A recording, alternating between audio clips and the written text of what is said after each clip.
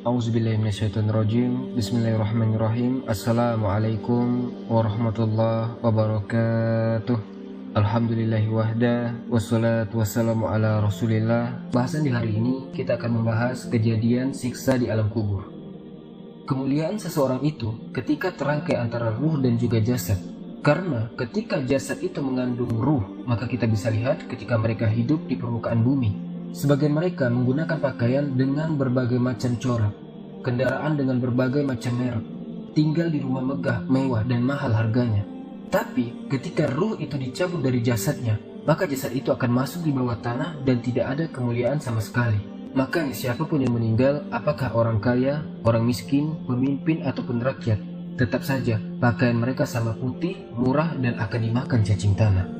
Ikhwatul iman yang dimuliakan Allah Subhanahu wa taala, dalam sebuah hadis disebutkan dari hadis Bara' bin Azib radhiyallahu anhu, ketika Nabi sallallahu alaihi wasallam menunggu di mana sebagian para sahabat sedang menggali kuburan, sedang dibuatkan lahat. Disitulah Nabi sallallahu alaihi wasallam memberikan ceramah kepada para sahabat sambil menunggu kuburan itu digali. Kemudian Nabi sallallahu alaihi wasallam bercerita tentang bagaimana ruhnya seorang mukmin dan ruhnya seorang kafir apabila dicabut Allah Subhanahu wa taala lewat malakul maut. Kata Nabi SAW, apabila ruh itu dicabut tabi'ahul basyar, maka pandangan akan mengikutinya. Makanya setiap orang yang mati pasti matanya itu melotot. Disitulah disunahkan untuk diusap dan ditutup agar tidak menakutkan orang lain. Dan ruh dicabut itu dari mulut seseorang. Kata Nabi SAW, apabila ruh itu seorang mukmin, maka ruh itu akan dicabut dimulai daripada ujung-ujung jari tangan dan kaki. Kemudian pelan-pelan naik sampai ke tenggorokan. Dari situlah kemudian ruh keluar daripada lisannya. Kata Nabi SAW, keluarnya seperti air yang terakhir keluar dari mulut botol. Teman-teman, Anda bisa bayangkan, kalau seandainya sedang memegang botol aqua dan itu masih penuh airnya, kemudian air itu kita tuangkan, tentu air itu akan sangat deras keluarnya. Tapi ketika dalam botol itu cuma tinggal satu tetes saja, tentu apabila kita tuangkan akan berjalan pelan-pelan. Kata Nabi SAW, ruhnya seorang mukmin itu ketika keluar seperti tetesan terakhir yang keluar dari mulut teko, artinya pelan. Disitulah Allah Subhanahu wa taala mengutus 3 malaikat. Pertama, malakul maut, dan yang kedua, malakul rahmah. 2 malaikat rahmat yang membawa kain kafan dari surga dan hanut pewangian dari surga. Disitulah 2 malaikat ini membisikkan di telinga orang yang sedang sakaratul maut dari ruhnya orang-orang yang beriman. Kemudian malaikat ini mengatakan, irji'i ila rabbiki radiyatan mardiyah. Keluarlah dan kembalilah kepada keridhaan Allah Subhanahu wa taala. Maka ketika itu ruh tercabut oleh malakul maut, kemudian diletakkan di kain kafan dari surga. Kemudian bau harumnya sampai membumbung ke langit. Para malaikat yang di lain bertanya, ruh siapa itu? Maka sebagian mereka mengatakan, ruhnya fulan ibn fulan. Maka pintu langit pertama dibuka, pintu kedua dibuka, ketiga, keempat, kelima, keenam, sampai ketujuh. Di sini Allah Subhanahu wa taala berfirman, letakkan catatan amalnya di tempat yang paling tinggi fil illiyin dan kembalikan ruh ke dalam jasadnya. Akhirnya kemudian para malaikat ini pun mengembalikan ruhnya ke dalam jasadnya. Ketika ruh itu sudah menyatu lagi dengan jasadnya, kemudian dia tersadar. Kata Nabi SAW, dia sempat mendengar suara terompah orang-orang yang mengantarnya. Ketika suara terompah orang-orang yang mengantarnya semakin jauh, semakin jauh, semakin jauh, kemudian keluar dari areal perkuburan. Disitulah 2 malaikat yang disebutkan dalam riwayat Munkar dan Nakir bertanya tentang 3 perkara. Pertama bertanya tentang man rabbuka, siapa Tuhanmu? Yang kedua, wa ma nabiyuka, siapa nabimu? Dan yang ketiga, wa ma dinuka, apa agamamu? Maka Allah Subhanahu wa taala gambarkan orang-orang yang beriman, yusabbitu lahul ladzina amanu bil qawli tsabit. Bahwa orang-orang yang beriman itu Allah mantapkan jawabannya. Apabila ditanya siapa Rabbmu, maka dia akan menjawab Allah. Apabila ditanya siapa nabimu, maka dia akan menjawab Muhammad SAW. Apabila ditanya apa agamamu, maka dia akan menjawab Islamlah agamaku. Ketika dia sanggup menjawab, tiba-tiba penyeru dari langit mengatakan, Sodaqo abdi, hambaku telah benar. Kemudian Allah Subhanahu wa taala berfirman, bentangkan kuburan itu seluas-luasnya, kemudian hembuskan angin dari surga. Maka tiba-tiba kuburan itu meluas, kemudian angin dari surga masuk ke dalam kuburan. Disitulah datang seseorang yang sangat tampan sekali, yang sangat indah sekali, yang sangat luar biasa tutur katanya. Tiba-tiba datang, kemudian mengajak bicara, ngobrol. Tanpa terasa, kemudian kiamat sudah dibangkitkan. Maka orang ini bertanya, siapa kamu? Kenapa kamu asik sekali berbicara dan ngobrol dengan saya? Maka orang ini mengatakan, ana amaluka soleh. saya amal solehmu, sayalah solatmu, sayalah puasamu, sayalah qiraatul Qur'anmu, sayalah birrul walidainmu, sayalah zikirmu, dan begitu seterusnya. Maka ketika itu dia berdoa kepada Allah Azza wa Jalla, ya Rob aqimi sa'ah, ya Rob segerakan bangkitkan kiamat agar aku bisa kembali kepada harta dan keluargaku. Ini gambaran ruhnya seorang mukmin. Tapi gambaran ruhnya orang kafir berbeda tentunya dengan ruhnya orang beriman. Kata Nabi SAW, ruhnya orang kafir itu dicabut seperti seseorang menancapkan pisau seperti celurit ke dalam kambing wol. Kemudian bulunya itu disiram oleh air. Ketika pisau yang berbentuk bengkok itu dimasukkan ke dalam bulu wol yang sangat tebal, kemudian bulu itu disiram air, kemudian dipaksa dicabut, maka tentu akan merontokkan seluruh bulu-bulunya. Begitulah gambaran Nabi SAW, ruhnya orang kafir apabila dicabut seperti itu akan merasakan sakit yang luar biasa, rontok semua persendiannya. Disitulah kemudian diutus 3 malaikat, 1 malaikat maut dan 2 malaikat azab. Malaikat azab ini terus membentak-bentak ruh yang akan keluar itu dengan mengatakan, ukhruji, ukhruji, ila sakhati minallahi wa ghadabi. Keluar engkau, keluar kepada kemarahan Allah Subhanahu wa Ta'ala dan kemurkaannya. Dari situlah ruh itu tidak mau keluar, tapi tetap saja oleh malaikat maut dipaksa keluar, sehingga dia merasakan sakarat, merasakan rasa sakit yang luar biasa. Maka setelah ruh itu dipaksa keluar, langsung kemudian malaikat azab memasangkan kain kafan dari neraka dengan bau busuk yang luar biasa, sehingga satupun malaikat yang di langit tidak berani mendekatinya karena saking busuknya. Akhirnya, ketika ruh sudah masuk ke dalam kain kafan yang berbau busuk itu, malaikat hanya bisa saling melempar satu dengan yang lainnya. Tidak ada yang berani mendekat. Disitulah Allah Subhanahu wa Ta'ala takdirkan dia tidak bisa naik ke langit. Jangankan lagi-lagi langit kedua, ketiga, keempat, sampai ketujuh, langit pertama pun tidak dibuka begitu oleh malaikat. Dan itulah isyarat Al-Quran, la tufattahu lahum abwabus sama wa la yadkhuluna jannah hatta yalijal jamalu fi samil khiyat, bahwa pintu langit tidak dibukakan kepada mereka. Kalaupun dibukakan kepada mereka mustahil, dan mereka tidak akan masuk ke dalam surga sampai ada cerita unta masuk ke liang jarum. Lihat bagaimana tersiksanya ruh orang kafir, ruhnya orang munafik. Maka ruh itu kemudian dijatuhkan dari langit, kemudian dimasukkan lagi ke dalam jasadnya dengan kondisi sudah patah, kesakitan, ibarat Anda jatuh dari ketinggian. Disitulah tiba-tiba ketika dia sadar, 2 malaikat Munkar dan Nakir sudah membentaknya. Man robbuka, siapa Robmu? Ia hanya mengatakan la adri, la adri, aku tidak tahu, aku tidak tahu. Aku hanya mengatakan apa yang dikatakan manusia, dan aku hanya berbuat apa yang aku lihat manusia berbuat, hanya ikut-ikutan. Maka dia pun dipukul setiap salah menjawab dengan gada malaikat yang kalau diletakkan di gunung Uhud atau dipukulkan di gunung Uhud, hancur gunung Uhud itu, kata Nabi SAW. Kemudian dia ditanya tentang siapa nabinya. La adri, dia tidak bisa menjawab. Kemudian ditanya tentang apa agamanya. La adri, tidak bisa menjawab. Maka ketika itu didatangkan laki-laki yang buruk, yang jelek, laki-laki yang tuli, laki-laki yang bisu, yang hanya di tangannya palu, yang siap memukul-mukul dia sampai kiamat dibangkitkan. Ikhwatal iman, ketika itu maka ada seruan dari langit, al-kazaba abdi, hambaku telah berdusta. Sempitkan kuburannya, bukakan pintu ke arah neraka, biar hembusan-hembusan neraka masuk ke dalam kuburannya. Dari sinilah Utsman bin Affan radhiyallahu anhu, seorang khalifah, apabila diceritakan surga dan neraka, Utsman tidak pernah menangis.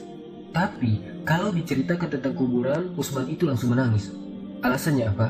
Kata Utsman bin Affan radhiyallahu anhu, karena kuburan itu yang menentukan kemana arah seseorang. Kuburan itulah yang menentukan kemana arah seseorang. Apakah dia masuk ke dalam ashabun nar atau ke ashabul jannah? Makanya Umar bin Abdul Aziz rahimahullahu ta'ala, ketika dia ziarah kubur di akhir hayatnya, kemudian dia menangis di kuburan dan dikatakan, wa ma yubki ya khalifah, apa yang membuat anda menangis wahai khalifah? Kata Umar bin Abdul Aziz, fa ana la adri min ayyi fariqaini ana, soalnya aku tidak tahu dari kelompok mana aku, apakah aku kelompok ahlun nar atau ke ahlul jannah. Apakah aku kelompok yang akan dimasukkan ke dalam neraka, ataukah aku kelompok yang akan dimasukkan ke dalam surga? Aku tidak tahu. Dari situlah dia menangis dan menangis orang-orang di sekitarnya. Ikhwatal iman yang dimuliakan Allah Subhanahu wa Ta'ala, oleh karena itulah ada satu tugas untuk mengingatkan kita kepada fitnah kubur yang berujung kepada azab kubur ataupun nikmat kubur. Sebuah sunnah yang sudah langka dijalankan manusia, yakni ziaratul kubur. Kata Nabi SAW, kuntu nahaitukum an ziyaratil kubur fazuruha fa innaha tuzakkirukumul akhirah. Dulu aku larang kalian ziarah kubur, Tapi sekarang ziarahlah kalian ke kuburan-kuburan kaum muslimin. Karena itu hanya bisa mengingatkan kita kepada kematian dan hari akhir. Kehidupan dalam kuburan jauh lebih panjang dibandingkan kehidupan di dunia. Nabi SAW bersabda, "A'maru ummati baina sittina wa sab'in," bahwa usia umatku itu hanya berkisar 60 sampai 70 tahun saja. Sedikit yang lewat 70 tahun. Kalaupun ada usia yang sampai 100 tahun, itu pun sedikit sekali. Tapi kebanyakan di bawah 70 tahun, umumnya umat Rasul itu sudah meninggal dunia. Tetapi ketika orang masuk ke dalam kuburan, usia dia di kuburan sampai kiamat ditegakkan itu panjang sekali. Anda bisa bayangkan teman-teman, orang yang meninggal sejak zaman Nabi Adam sampai hari ini kiamat tidak dibangkit-bangkitkan. Orang yang meninggal di zaman Rasul sudah 1444 Hijriah. Itu dari hitungan hijrah Nabi SAW. Sampai hari ini pun belum dikiamat-kiamatkan. Menunjukkan bahwa kehidupan kuburan jauh lebih panjang dibandingkan kehidupan dunia. Dari sinilah maka wajar seorang mukmin harus takut dengan kehidupan kuburan. Ikhwatal iman yang dimuliakan Allah Azza wa Jalla, tetapi para ulama mengatakan, apakah orang mendapatkan azab kubur itu munqati atau mustamir, terus menerus ataukah terputus? Kata para ulama, azab kubur itu hanya terputus dengan tiupan sangkakala Israfil. Maka ketika alamat-alamat kiamat besar, munculnya Dajjal, kemudian Dajjal dibunuh oleh Isa ibn Maryam, kemudian setelah itu muncul Ya'juj dan Ma'juj. Ya'juj dan Ma'juj tidak bisa diperangi dan dibunuh kecuali diazab oleh Allah Subhanahu wa taala dengan dikirimkan ulat-ulat. Itulah yang membunuh mereka. Kemudian Nabi Isa berdoa kepada Allah agar bumi dibersihkan dari mereka karena jumlah mereka banyak, 1:990. Dari mereka 990 dan 1 dari kita. Sehingga setiap jengkal bangkai mereka ada bangkai di sampingnya, dan begitu seterusnya. Seolah-olah bumi itu hanya penuh dengan bangkai Ya'juj dan Ma'juj. Sehingga Allah kirimkan burung-burung sebesar unta, kemudian dilempar entah kemana. Baru setelah itu Isa hidup beberapa tahun. Disitulah kehidupan yang paling indah, karena bumi dimunculkan barokahnya. Sampai-sampai orang menanam sesuatu di tanah kering pun tumbuh dan subur. Baru setelah Isa bin Maryam meninggal dunia, kemudian manusia mulai menjauh dari agamanya. Setelah mereka jauh dari agamanya, diangkatlah Al-Quran sehingga tidak ada satupun tulisan di dunia. Sehingga orang yang hendak membacanya kosong Al-Qurannya. Orang hendak mengeluarkan dari hafalannya, lupa hafalannya. Ketika itu, manusia mulai terpecah menjadi dua, antara mukmin dan kafir. Di saat itulah, ketika mereka tertidur di malam hari, kemudian bangun di pagi hari, matahari tidak muncul, ditunggu sampai zuhur. Matahari juga tidak muncul, ditunggu sampai asar. Matahari masih tidak muncul. Harusnya matahari terbenam, tiba-tiba justru matahari terbit dari arah barat. Kejadian matahari terbit dari arah barat cuma 1 kali saja teman-teman. 1 hari, baru 2 hari setelahnya muncul binatang dari perut bumi dan bicara. Kerjanya menstempel orang mukmin dan kafir. Maka ketika itu Allah Subhanahu wa taala mengirim angin yang sangat dingin, membunuh orang-orang yang beriman dan membiarkan orang-orang fasik dan munafik.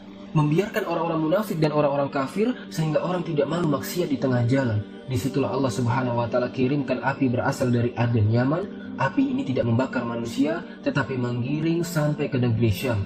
Disinilah Nabi SAW bersabda, "La taqumus sa'ah illa ala siraril khalqi." Tidak mungkin tegak hari kiamat kecuali tegak di atas manusia yang paling buruk. Ketika itulah Nabi SAW menceritakan bahwa Allah Subhanahu wa taala memerintahkan kepada Israfil untuk meniup sangkakala yang pertama. Disinilah azab kubur terputus. Karena ketika itu seluruh orang mati, baik orang yang ada di atas bumi atau yang ada di bawah bumi, baik kalangan jin, baik malaikat, kecuali makhluk-makhluk yang Allah kehendaki saja, semua hancur. Dan Abu Hurairah radhiyallahu anhu menceritakan kehancuran bumi setelah tiupan sangkakala itu adalah 40. Bisa 40 hari, bisa 40 bulan, bisa 40 tahun. Yang jelas Allah hancurkan bumi ini. Allah luapkan lautan ke daratan. Allah jatuhkan bintang. Allah hancurkan gunung sehingga seperti kapas yang dihempas angin. Itu yang disebut dengan kehancuran alam atau hari kiamat. Baru setelah itu kemudian bumi tidak bulat lagi, tapi bumi terhampar. Allah ganti bumi yang kita pijak dengan bumi yang baru. Itulah disebut dengan padang mahsyar. Maka disitulah Allah Subhanahu wa taala memerintahkan Israfil untuk meniup sangkakala kebangkitan. Yang kedua kalinya Israfil pun kemudian meniup sangkakala. Maka dari situlah manusia keluar dari perut bumi, wa akhrajatil ardu asqalaha. Allah keluarkan beban-beban beratnya. Disitulah orang-orang beriman ketika mereka muncul dari kuburan, maka mereka akan berkumpul dengan keluarganya. Allah mengatakan, allazina amanu wattaba'athum zurriyyatuhum biimanin alhaqna bihim zurriyyatahum. Orang-orang beriman kemudian keimanan diikuti oleh keluarganya, oleh istrinya, oleh suaminya, oleh bapaknya, oleh anak-anaknya, oleh cucu-cucunya, maka ketika mereka dibangkitkan dari kuburan, mereka langsung berkumpul menjadi satu keluarga. Dan itu adalah sebuah ketenangan. Tapi orang-orang di luar daripada yang beriman, mereka keluar dari perut bumi seperti dua binatang. Pertama Allah contohkan dengan laron yang berterbangan. Anda bisa melihat laron apabila terbang di atas lampu atau di sekitar lampu. Lihat bagaimana cara terbangnya. Mereka akan saling tubruk dengan kawan-kawannya. Karena pada hari itu anak lari dari orang tuanya, suami lari dari istrinya, orang tua lari dari anaknya. Terkadang mereka bertubruk satu dengan yang lainnya. Yang kedua, seperti belalang, kaljarodin muntasir. Pertama seperti laron dulu, lari sana lari sini, yang dari barat ke timur, yang dari timur ke barat, yang dari selatan ke utara, mereka kacau. Sehingga mereka mengatakan, ya wailana, mamba'asana mimarkodina, celaka, siapa yang membangunkan aku dari tidurku? Tapi orang yang beriman hanya mengatakan, hazama wa'adar rahman wa sadaqul mursalun. Inilah janji Allah kepada kalian dan benarlah ucapan para rasul. Baru setelah itu daripada mahsyar berteriak seseorang yang Allah suruh untuk berteriak, mulailah kemudian mereka teratur. Mereka terbang seperti belalang. Karena belalang itu kalau terbang maka akan teratur dengan koloninya. Maka mereka akan berjalan ke satu titik, di situ yang disebut dengan padang mahsyar. Mereka akan tinggal selama 50 tahun. Telanjang, kembali tidak dikhitan, tidak pakai sandal. Matahari didekatkan 1 mil, keringat bercucuran.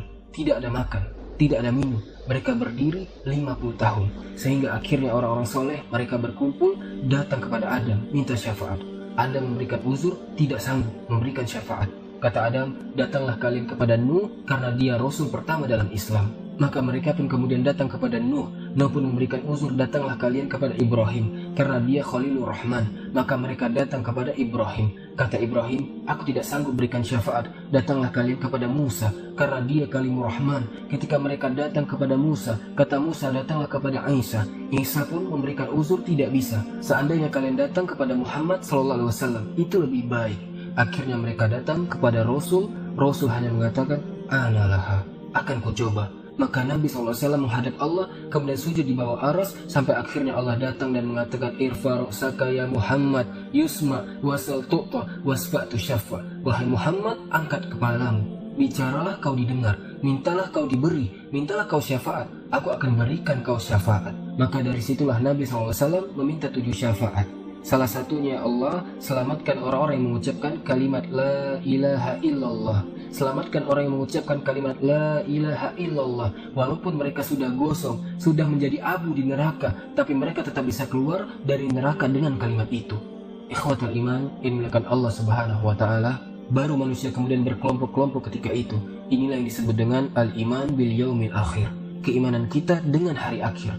Maka kita berdoa kepada Allah Subhanahu wa ta'ala, mudah-mudahan Allah Subhanahu wa ta'ala menyelamatkan kita dari fitnah kubur. Oleh karena itulah, maka ada amalan-amalan disebutkan para ulama. Salah satunya berdoa dalam solat ketika tasyahud akhir. Sebelum salam, kita disuruh untuk berdoa dan berlindung dari 4 perkara. Salah satunya dari fitnah kubur. Karena fitnah kubur inilah yang menentukan apakah Anda masuk azab kubur ataukah masuk nikmat kubur. Fitnah itu artinya pertanyaan 2 malaikat. Dan pertanyaan itu jawabannya bukan karena hafalan. Anda di dunia ditanya siapa Tuhan Anda, pasti Anda mengatakan Allah. Siapa Nabi Anda, pasti Anda akan mengatakan Muhammad Nabiku. Apa agama Anda, pasti menjawab Islam. Tapi jawaban di kuburan bukan hafalan, tapi jawaban itu adalah amalan yang membimbing kita. Yang menjawab itu amalannya, sholat kita yang mampu menjawab, puasa kita, baca Quran kita, zakat kita, birrul walidain kita, itulah yang akan menjawab. Karena hanya orang yang beriman yang mantap jawabannya. Tapi orang munafik sekalipun sangat hafal di dunia, belum tentu dia sanggup mengucapkannya. Sama seperti mengucapkan kalimat la ilaha illallah detik-detik sakaratul maut. Kita lihat, mengucapkan kalimat la ilaha illallah itu mudah. Tapi bagi orang-orang yang sedang sakaratul maut, kalimat itu susah diucapkan. Walaupun hanya itu saja kalimat yang sanggup diucapkan oleh orang yang sedang sakaratul maut, tetapi belum tentu orang bisa mengucapkannya. Yang mengucapkan kalimat itu bukan hafalan, tetapi amalan dia. Makanya para ulama mengatakan salah satu tanda husnul khotimah ketika dia bisa mengucapkan kalimat itu. Karena Nabi SAW mencontohkannya. Ketika detik-detik sakaratul maut, Nabi SAW mengatakan la ilaha illallah wa innal mauta la sakarat. Sesungguhnya kematian itu sangat menyakitkan. Kalau Nabi SAW saja sakit ketika meninggal, tentu di luar Nabi SAW lebih sakit lagi. Tapi ingat, sakitnya orang yang beriman ketika ruh dicabut itu awal merontokkan dosa-dosanya. Tetapi sakitnya orang-orang kafir ketika dicabut itu awal dari azab dia sebelum masuk kuburan dan sebelum masuk ke dalam neraka. Ikhwatal iman, oleh karena itulah, maka jadikan dunia ini senjata. Dan senjata yang paling baik adalah doa. Jadikan dunia ini penjara, karena memang kita masih di penjara. Anda tidak boleh meninggalkan sholat. Kita masih harus tetap sholat, zakat, puasa, haji, berbuat baik. Jadikan dunia ini penjara, karena Rasul yang mengatakan ad-dunya sijnul mu'min. Dunia ini penjara bagi orang-orang yang beriman. Kita harus terpenjara dengan ibadah, tetapi orang-orang kafir itu surga. Bagi mereka tidak sholat, tidak puasa, tidak zakat itu surga bagi mereka. Tapi orang yang beriman, walaupun sesenang apapun Anda diberikan harta yang banyak sekalipun, tetap saja kewajiban sholat tidak boleh ditinggalkan. Tetap saja kewajiban zakat tidak ditinggalkan. Tetap saja kewajiban haji tidak boleh ditinggalkan. Walaupun Anda sudah jadi presiden sekalipun. Karena dunia ini penjara bagi orang-orang yang beriman. Sebab kalau orang sudah mati, tidak ada perbedaan. Apakah Anda presiden, menteri, rakyat, orang kaya, orang biasa, sama di kuburan itu. Dan tidak bisa dibanggakan kecuali amalannya. Subhanakallahumma bihamdika asyhadu an la ilaha illa anta astaghfiruka wa atubu ilaik. Wallahu a'lam bissawab. Assalamualaikum warahmatullahi wabarakatuh.